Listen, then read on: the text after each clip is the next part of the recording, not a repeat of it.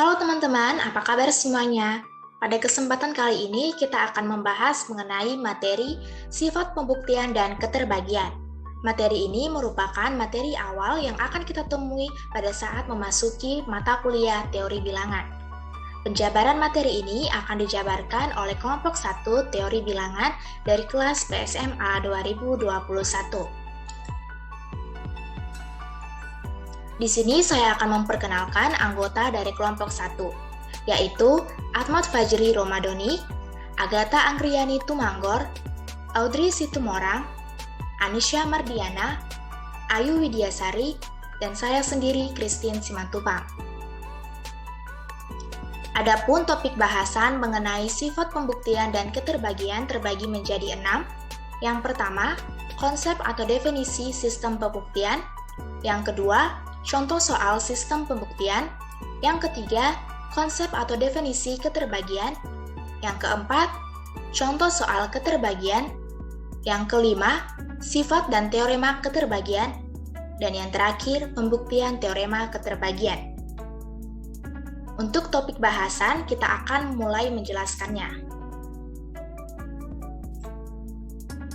Saya, Anisha Mardiana, akan menjelaskan tentang konsep atau definisi pembuktian. Di dalam matematika, bukti adalah serangkaian argumen logis yang menjelaskan kebenaran suatu pernyataan. Argumen-argumen ini dapat berasal dari premis pernyataan itu sendiri, teorema-teorema lainnya, definisi, dan akhirnya dapat berasal dari postulat di mana sistem matematika tersebut berasal.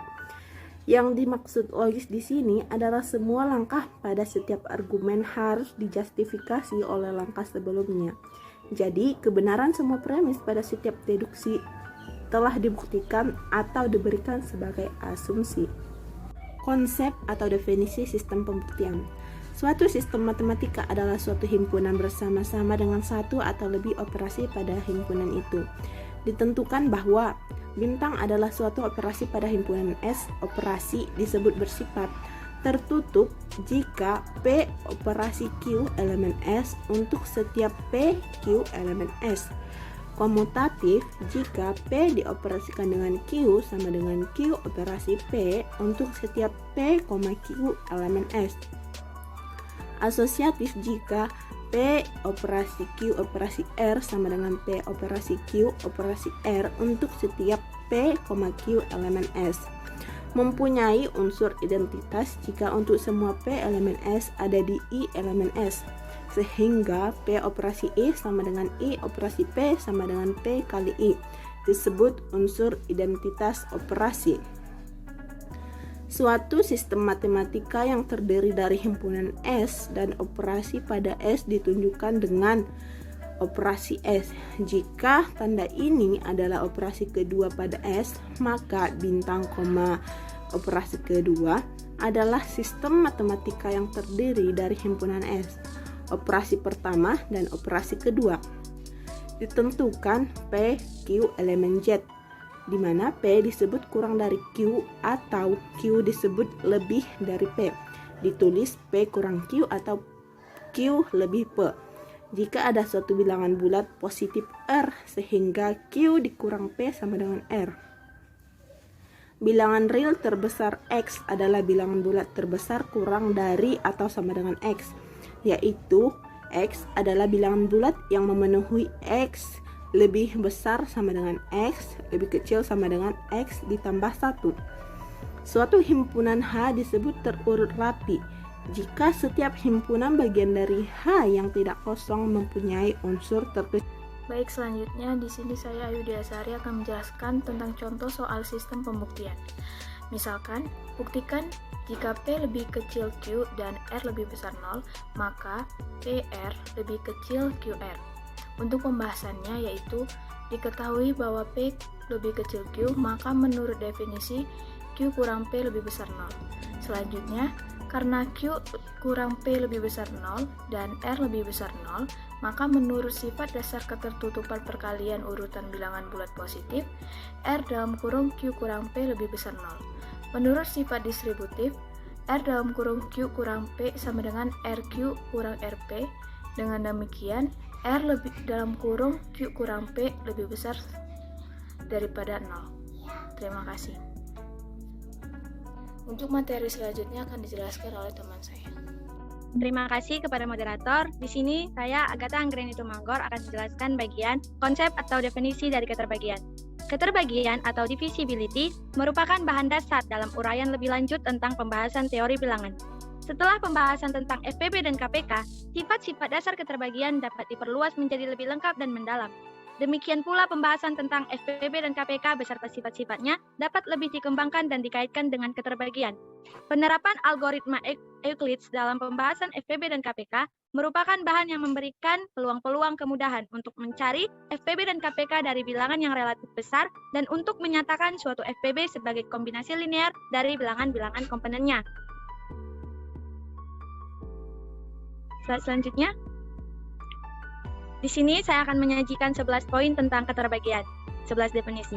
Poin yang pertama, jika P, Q elemen Z, di mana suatu bilangan bulat Q habis dibagi oleh suatu bilangan bulat, di mana P tidak sama dengan 0, jika ada suatu bilangan bulat X, sehingga Q sama dengan PX.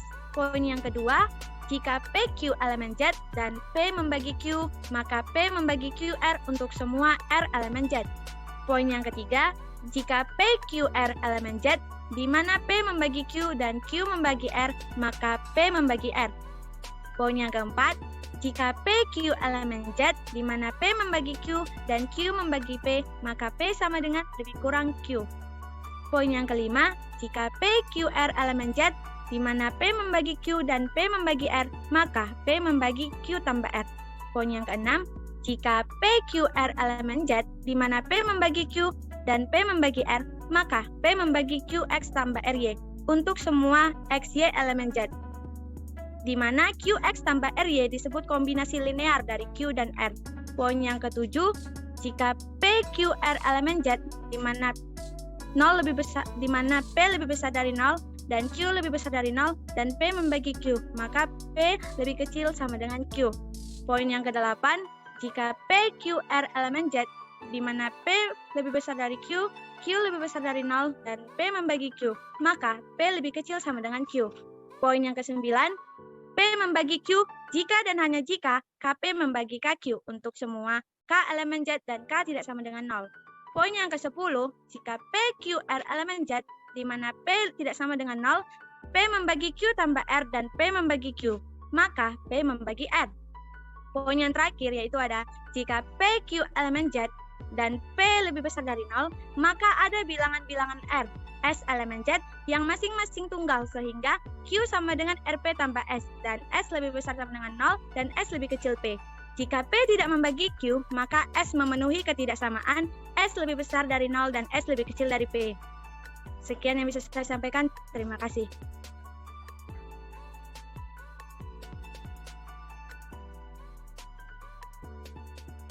Nama saya Ahmad Fadli Ramadhani. Saya akan menjelaskan contoh soal keterbagian. Yang pertama ada 3 habis membagi 18, sebab ada bilangan bulat 6 sehingga 18 sama dengan 3 dikali 6.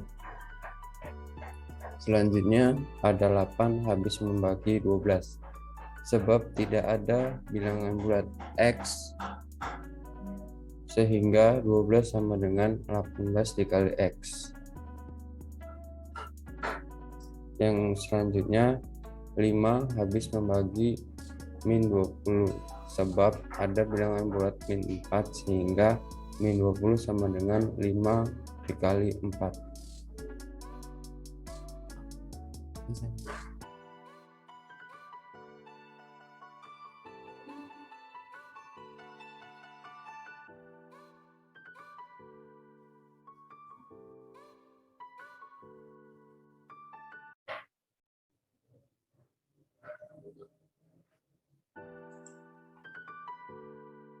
Baiklah, kita akan memasuki topik bahasan yang terakhir, yaitu mengenai pembuktian teorema keterbagian. Adapun teorema keterbagian yang kita buktikan adalah teorema keterbagian yang pertama yang sudah dijelaskan pada topik bahasan yang sebelumnya, di mana teoremanya jika P, Q, elemen Z, dan P habis membagi Q, maka P habis membagi Q dikali R untuk semua R elemen dari Z. Z di sini artinya bilangan bulat. Pembuktiannya diketahui pada soal bahwa P merupakan habis membagi Q. Berarti ada suatu bilangan disimbolkan dengan X, di mana bilangan ini merupakan anggota dari bilangan bulat. Sehingga kita nyatakan X dikali R anggota dari bilangan bulat juga. Dari pernyataan ini kita akan menuliskan bahwa Q sama dengan P dikali X. Karena pada teorema yang dibuktikan ada unsur R, maka pada pembuktiannya juga kita akan menggunakan unsur R. Sehingga kita akan mengalihkan kedua ruas dengan R, di mana R adalah anggota dari bilangan bulat.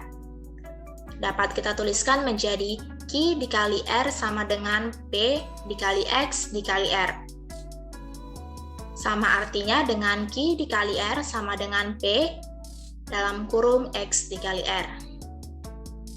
Pada pernyataan sebelumnya kita sudah mengetahui bahwa X merupakan anggota dari bilangan bulat dan R merupakan anggota dari bilangan bulat.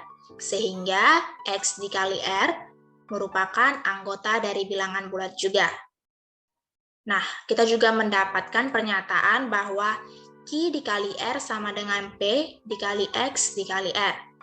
Dari pernyataan ini, dan berdasarkan definisi keterbagian, kita dapat menyatakan bahwa P habis membagi Q dikali R. Dengan demikian, teorema keterbagian yang pertama sudah terbukti. Demikian penjelasan dari pembuktian teorema keterbagian yang pertama.